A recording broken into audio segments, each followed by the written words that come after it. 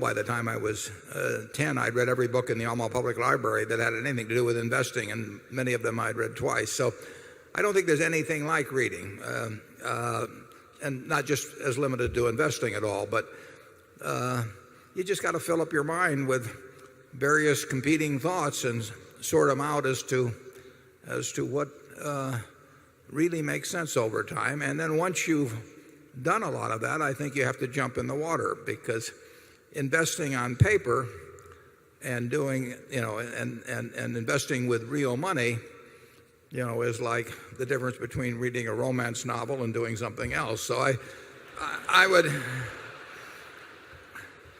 there is nothing like actually having a little experience in investing, and you soon find out whether you like it. If you like it, if it turns you on, you're probably going to do well on it. And the earlier you start, the better in terms of reading. But I read a book at age 19 that formed my framework for thinking about investments ever since. I mean, what I am doing today at 76 is running things through the same thought pattern that I got from a book I read when I was 19. And I read all the other books too, but you have to read a lot of them to know which ones really do jump out at you and which ideas jump out at you over time. So I would say that read, and then on a small scale, in a way that can't hurt you financially, do some of it yourself. Charlie? Well, Sandy Gottesman, who is a Berkshire director, runs a large and successful investment operation.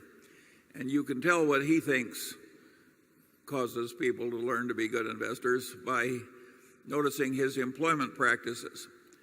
When a young man comes to Sandy, he asks a very simple question, no matter how young the man is. He says, "What do you own and why do you own it?"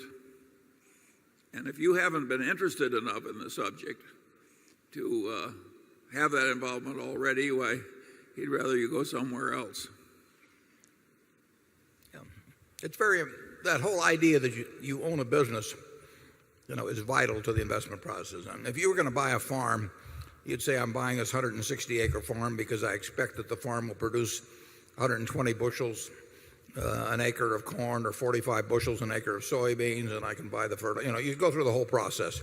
It'd be a quantitative decision, and it would be based on pretty solid stuff. It would not be based on what you saw on television that day. It would not be based on what your neighbor said to you or anything of the sort.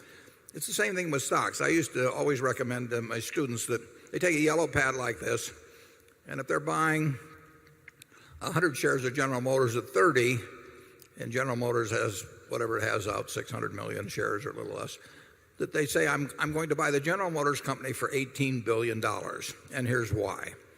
And if they can't write a good essay on that subject, they've got no business buying 100 shares or 10 shares or 1 share at $30 per share, because they are not subjecting it to business tests. And to get in the habit of thinking that way, Sandy would have followed it up with the questions based on how you answered the first two questions that made you defend exactly why you thought that business was cheap at the price at which you were buying it. And any other answer, you'd flunk. Number 11. How do you judge the right margin of safety to use when investing in various common stocks? For example, in a dominant, long-standing, stable business, would you demand a 10% margin of safety? And if so, how would you increase this in a weaker business? Thank you. We favor the businesses where we really think we know the answer. And therefore, if a business gets to the point where we think the industry in which it operates, the competitive position, or anything is so chancy that we can't really come up with a figure, we don't really try to compensate for that sort of thing by having some extra large margin of safety. We really try to go on to something that we understand better. So if we buy something like See's Candy as a business or Coca-Cola as a stock, we don't think we need a huge margin of safety because we don't think we're going to be wrong about our assumptions in any material way. What we really want to do is buy a business that's a great business, which means a business is going to earn a high return on capital employed for a very long period of time and where we think the management will treat us right. And we don't have to mark those down a lot when we find those factors. We'd love to find them when they're selling at 40 cents on the dollar, but we will buy those at much closer to a dollar on the dollar. We don't like to pay a dollar on the dollar, but we'll pay something close.